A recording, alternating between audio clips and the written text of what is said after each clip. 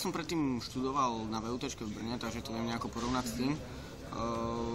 Štúdium tu je náročné, dajme tomu, ale podľa mňa ľahšie ako na VUT, minimálne v tom, že všetko je to zamerané na praktickú stránku veci, čiže tým pádom sa to aj ľahšie pamätá. Neučia nás z kníh zo 70. rokov a neučia nás dedovia 60-roční o paličke a tak, čo už je celkom taký veľký skok oproti týmto československým školám, lebo technika sa posúva strašne dopredu, strašnou rýchlosťou a podľa mňa nemá žiadny význam učiť z kníh starších ako 5, 6, 7 rokov takéto veci. No tým pádom človeku aj stúpa motivácia, prečo sa to učiť a je to tým pádom aj jednoduchšie, keď všetko vysvetlia aj na nejakom praktickom príklade, že nie je všetko len o nejakých číselkách a tak.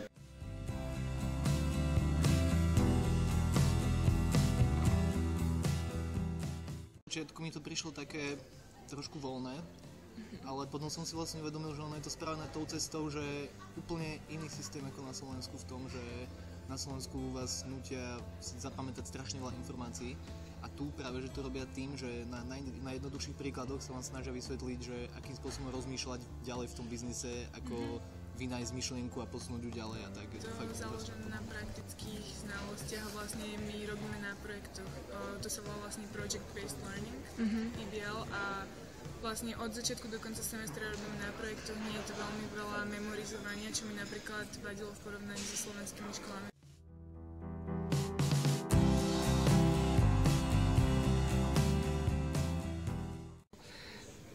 No celkovo celý ten dánsky systém, aj to školstvo, hlavne to, že nemusím si všetko memorovať, nemusím sa akože učiť na spaň alebo tieto veci, ale že hlavne chcú po mne, aby som použil ten svoj rozum, aby som vlastne aj premýšľal nad tým, aby som mal sám tú iniciatívu si pozrieť tieto veci.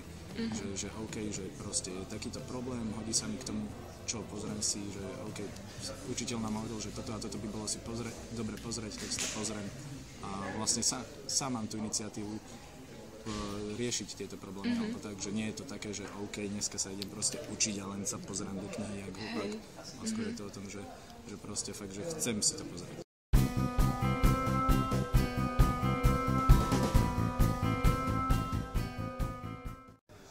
Hlavný rozdiel je podľa mňa to, že tí profesori sú veľmi kamarátsky, čiže oni sa netvária, že ja som tu pán profesor a vy ma musíte počúvať, ale vlastne to berú tak, že im musíme týkať, teda oni si to vyžadujú a no vlastne zase s tým my komunikujeme, ako by to boli kamaráti.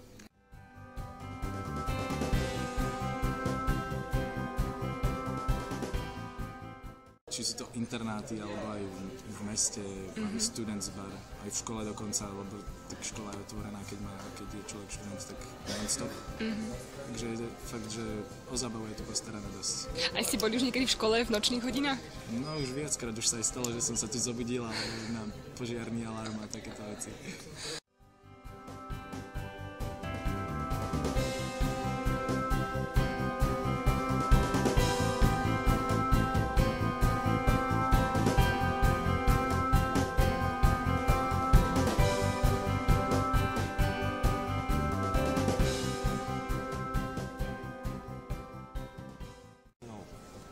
Tuto na obede v škole a tam sú väčšinou to je formou švédskych stolov, že si môžem vybrať, čo ja chcem, ale inak doma si ja varím normálne nejaké jedlo, čo poznám slovenské.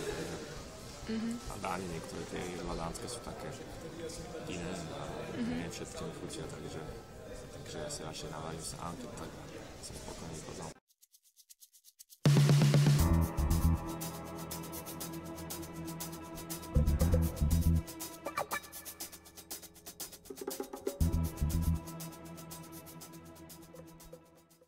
Áno, stíham, som v Tutor Society, takže som bola tutorka posledné 2 semestre pre nových študentov, aj pre nových Slovákov. Som v študentskej rade, DSR, tam robíme rôzne akcie pre študentov, máme najväčší rozpočet v Dánsku ako medzinárodná škola. Takisto teraz práve včera som mala pohovor do jednej školskej firmy, kde je to sustainability a proste recyklovať a podobne. Tam budem robiť presne marketing, promotion a sales. Takže užívam si to naozaj. Snažím sa, aby som mala také aktivity, ktoré sú niečím užitočné aj pre moje štúdium.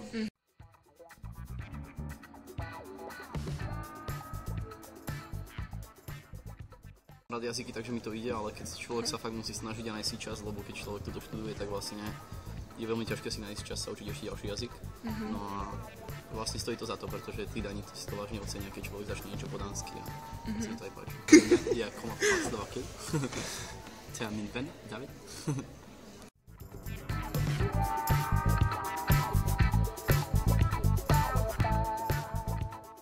Skvelé a nie je tu núdza o zábavu a takisto je učenie zábavu. Mne sa nepáči a odísť zo Slovenska, z Česka, sami dobre vidíte, jak to tam všetko dopadá.